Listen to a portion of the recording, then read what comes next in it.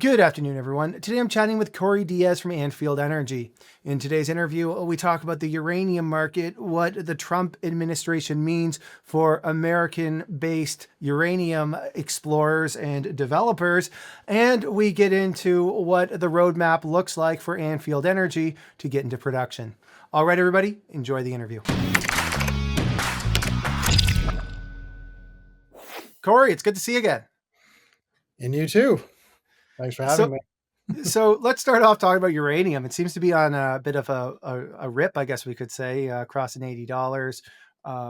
How much of the activity or the price action in uranium right now do you think is a result of the Sprott Physical Uranium Trust, and how much of it do you think is just a result of straight up demand? I think you can't separate the two. I think, obviously SPUT has raised a lot of money to go buy some pounds. Yellow Cake has done the same to go buy more pounds. I think Cameco announcing that it's likely to enter into the spot market to acquire some pounds to meet some contractual obligations. I think all these things are factoring in terms of, supply demand imbalance. It's just a reminder that there is a significant supply demand imbalance. So there's obviously been some positive news right now with everything that's happening under the Trump administration in terms of mining. And my understanding is that there's some stuff that's happened, obviously, with uranium that we'll get into. But I'm just curious, when you think about everything that the administration's done, how much has that changed your guys' strategy operationally? Like, I think this has probably been, kind of the most active administration that we dealt with. We started the company back in 2013, so we've seen a few different administrations. But the fact that, there's a drive for kind of national domestic energy supply in the US, I think is significant. And putting together different groups of people, for example, there's a DPA consortium, which will push to understand the needs of each of the piece of the value chain when it comes to nuclear, what's required in terms of funding, what's required in terms of regulation, regulatory relief, executive orders that were put out in order to facilitate, production, energy production, including uranium. All of these things are fostering an environment that, from our perspective, is very positive and will allow us to potentially tap funding, or help on the regulatory side going forward. So we're pretty excited about the prospect of moving the assets forward. So let's talk Anfield Energy. The big news here is obviously that you guys moved to the Nasdaq recently. I believe it was just last week. What's the story here? What can you tell us? Why hop on the Nasdaq? Well, like we've been going through this process for a number of months now, and like I think it's started to bear fruit. Stock's up quite a bit, since listing on Nasdaq. But I think it was important for us for a couple of reasons. First of all, getting onto a bigger platform than what we had previously. Opening up to greater liquidity, a larger pool of investors, and significantly U.S. investors, given the fact that all of our assets are in the U.S. So having that kind of domestic audience to look at our portfolio and understand, we could be a contributor to the U.S. energy, market going forward, I think is very important. So another big item that happened since you and I last sat down, I believe it was at a Red Cloud conference in February of 2025. Since then, the U.S. Department of Interior greenlighted the Velvet Woods uranium vanadium mine. What's the high level here? What can you tell us about that? Sure. So that's the once again, it's down to executive orders related to the administration and its drive to create domestic energy supply. So this is one of those kind of regulatory hurdles that we discussed earlier. The idea here was for us to put our most advanced asset, the Velvet Wood mine, through this expedited permitting process. It had been, in the pipeline with BLM, Bureau of Land Management, which falls under DOI, for about a year. But getting this process, advanced more quickly through the federal level of permitting was important to us. So, we submitted it in early May and ended up with the permit, a couple of weeks later. So from that perspective, it certainly did quicken the pace of our plans for that asset, probably by about 6 months. And ultimately, our aim here is to start construction at Velvet Wood by the end of 2025. So does this dramatically change the timeline to production then? Well, it does. I guess the 6 months, shortening of 6 months. So construction starting this year with the mine ultimately opening kind of mid next year, putting us in a position to start production mid next year with the mill to come in 2027. So, what are the big hurdles if I'm a shareholder and I'm watching this and I want to see you get this into production? What should I be looking out for? So are you talking about the Velvet Wood Yeah, specifically? yeah, the Velvet Wood uranium vanadium mine. Yeah, so we need to start constructing the mill. So that's the first thing. There are a number of steps. Prior to that, we need to build a barium chloride plant to help filter some of the water that's going to be coming out of the mine as we dewater it. Once production starts in late 2025, it's going to take a few months to get underground, get all the underground workings, up to standards. Don't forget, it's a mine that mined back in the '80s and was briefly opened in the early 2000s. So there'd be a fair amount of underground works that need to be addressed, post dewatering. So from that perspective, I think we've got a few things that we need to do, but certainly having it ultimately ready for mid 2026, I think, is an achievable goal, and I think an important one to us to have a mine ready for production once the mill is up and running. Backing up to the larger hub and spoke plan at play here, how are things progressing with the Shootaring Mill?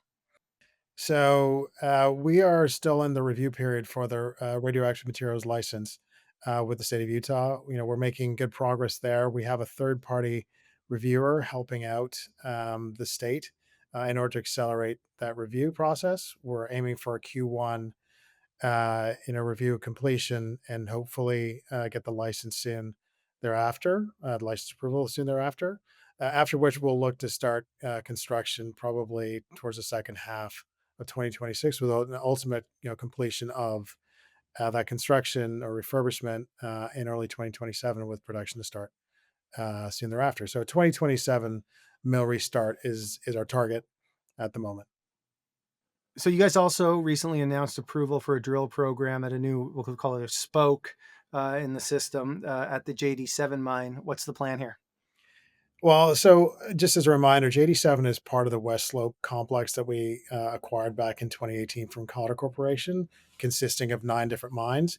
So JD7 is just one of the mines that we look to add to kind of our hub and spoke models. You mentioned one of the new spokes, and this is also tied to our plan for increased production, both throughput and output from the mill. So, 1,000 tons per day of throughput and 3 million pounds per year of output. So having an extra spoke on top of what we included in our PEA, which were just Velvet Wood and Slick Rock, and now JD7 and potentially JD8 and a few others.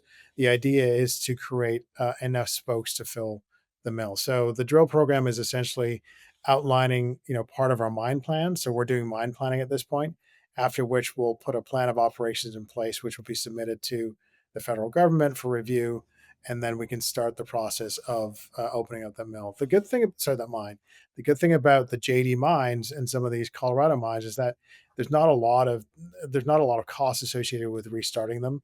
Velvet Wood's a little bit different in terms of having to get underground and dewatering. These mines were opened up more recently and have had production come from them more recently. So the capex is quite low in comparison. So it gives us a good balance in terms of timeline and cost. Something else I want to ask about is Uranium Energy Corp. This summer became a major shareholder of the company. What does the ownership structure look like now? Yeah, so UEC has been a shareholder for a number of years, I guess since 2022, and then post the transaction with ISO became an even larger shareholder. Invested at a premium to the market at the time, I think 14 cents for $15 million worth of shares. So was at that time our largest shareholder. And then a few months later, it entered into a transaction with Encore Energy to acquire the shares that Encore held, which ultimately put UEC in a position to hold 32% of Anfield. So by far it's the largest shareholder we have. We may have some small institutional investors who are also in the investment, and then management's about 4 to 5%. So having UEC as a significant shareholder, a $5 billion US company, provides a bit of credibility to the company, and so we're happy to have a significant shareholder of that repute. On that note, and speaking of the Nasdaq and the share structure and whatnot, I'm curious here. You've been at this for, did you say since 2013? Was it the yeah? That's right. So So we co-founded the business. That's right. so you've been through some dark times. You've been through some good times. Yeah. What's the sentiment like right now in terms of those generalists that you probably couldn't have even got on the phone 10 years ago to today? Are you noticing that there's a big pickup there? Yeah, I think so. I mean, absolutely. There are a couple of different reasons why, we're getting more inbound calls than we have ever before. I think part of it obviously is Nasdaq. We're bringing in a whole new set of investors, of prospective investors into the story.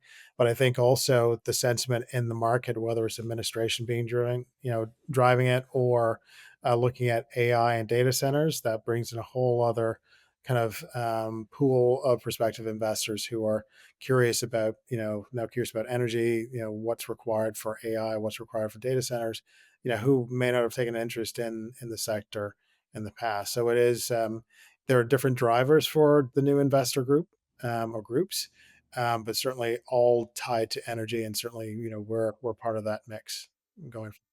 And also, I gotta say, if I may, one of the great things about this story here is that most of the time for Canadian junior investors, they see a company do a rollback on the shares or a reverse split.